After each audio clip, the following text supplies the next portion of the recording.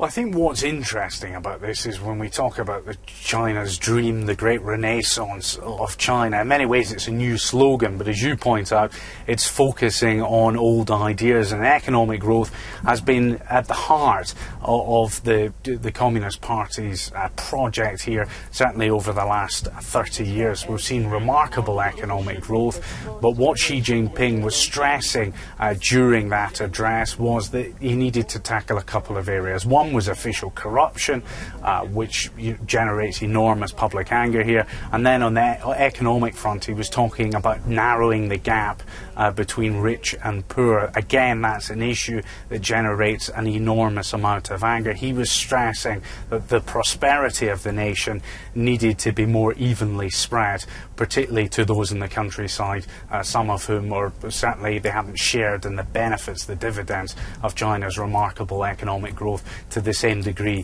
that the people in the cities have done so. There seemed to be an undertow almost, Martin, quite a nationalistic flavour to what he was saying. How will that go down internally?